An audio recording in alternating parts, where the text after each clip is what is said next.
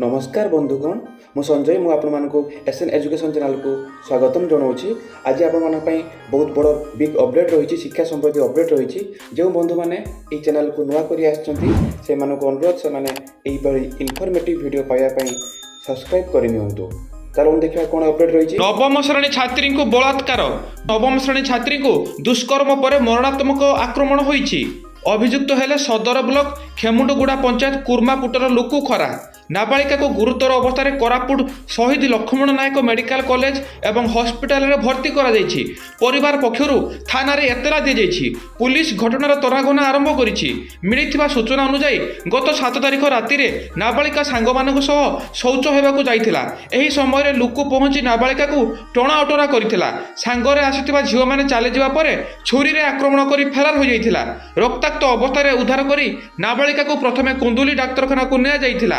परे Koraput medical college को स्थानांतर करा जाइथिला। नाबालिका को दुष्कर्म पर हत्या उद्यम करा जाइथिबा परिवार पक्षरु लिखित अभियोग होईछि।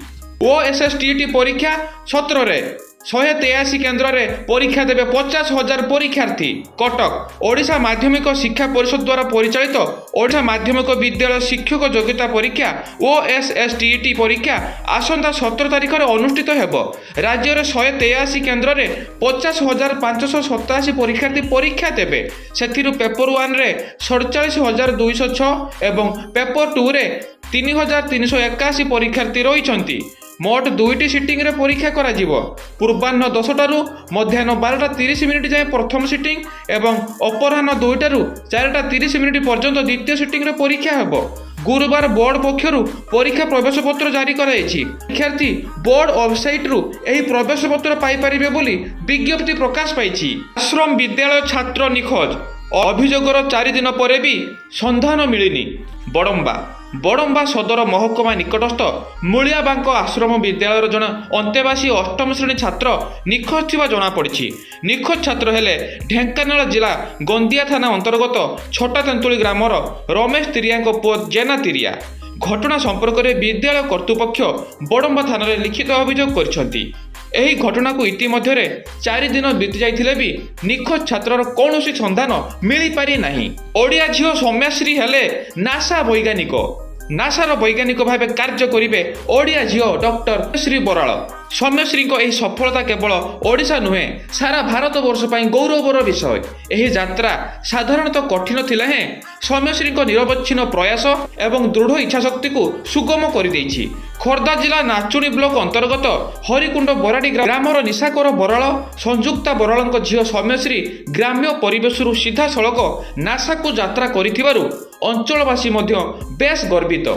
ई केवाईसी न कले कटिजीव राशन कार्ड।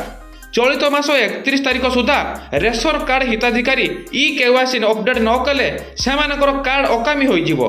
वर्तमान सुधा प्राय 49 लाख रेशन कार्ड हिताधिकारी निजर ई केवाईसी जांच प्रक्रिया रे अपडेट करिनाहांती। जेउ हिताधिकारी जांच करिनाहांती सेमानकु जनवरी 31 सुधा ई केवाईसी जांच संपूर्ण करिवाकू राज्य सरकार समय देइछंती बोली खाद्य जोगाण और खाउटी कल्याण मंत्री कृष्णचंद्र पात्र कहिसंती। उल्लेखयोग्य राज्य सरकार राज्य भितरे रेशन कार्ड हिताधिकारी थिबा वृद्ध वृद्धा और असुस्थ लोकों को भेटी ई केवाईसी जांच करने निमंते सरकारी कर्मचारी को निर्देश देइछंती। राज्य बाहर थिबा श्रमिक माने जोगाजोग कले सेठाको मध्य सरकारी कर्मचारी को पठा जिबाकू पदक्षेप नेइछंती।